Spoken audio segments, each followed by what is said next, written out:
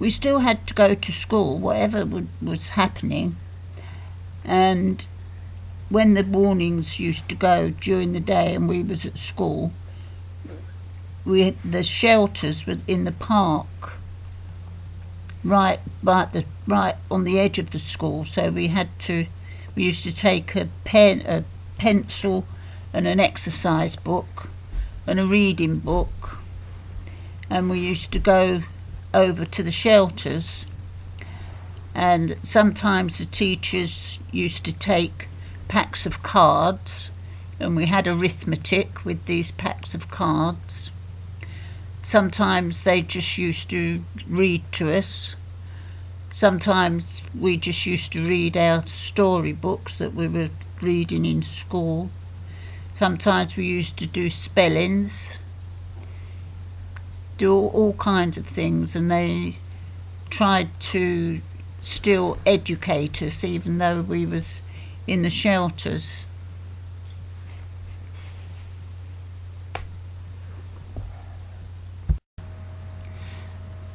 My gran used to live right in London, and my dad used to take me up there now and again to see her, and we used to go on a Saturday afternoon if we went at all, and we always left so that we could get home before the evening. But people used to shelter actually in the underground because they were so deep that they were quite safe, and people used to go down there and sleep. And very often when we was coming home, people had already gone down there to get their space, and there was loads of people all on the platforms in the already on the platforms in the underground, and there was a line drawn, painted, and they had to stay behind that line because people were still using the trains were still running and everything, and they had to make sure they stayed behind that line to give people room to. We never ever went down there, but I only saw them when I used to go up and visit my gran. Eventually we couldn't use the Anderson shelter because it was on a slope, and whenever it rained, all the rain ran down and it eventually flooded the shelter, so we couldn't use it. But there was shelters built in a school just along the road under the playground, and they allowed people to go in there. And when the bombing got really bad and was on more or less all night long, we decided that we would sleep there. And one of our neighbours had a big pram, so we put mattresses and pillows on the pram and took them up every night and made beds there, and we slept there.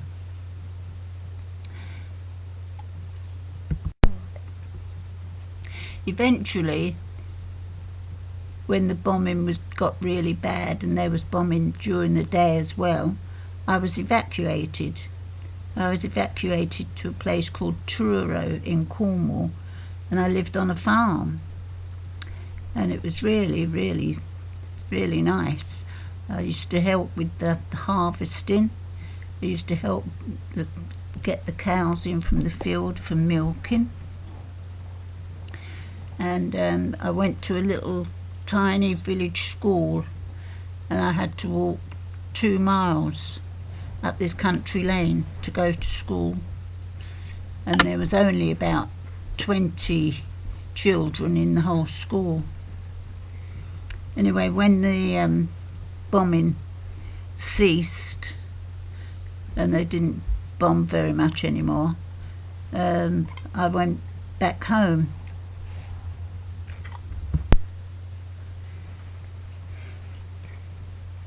When we used to be playing in the street, they had telegram boys that if somebody was killed or missing or injured, they used to come round with these telegrams and just put them through the door to let people know. And if we was out playing and we saw one come up on the bike, we used to run and follow the bike because we wanted to see if they was going to call at our house. And once they'd gone by, well, then we just used to continue playing. but that was the way that people were told about it in those days.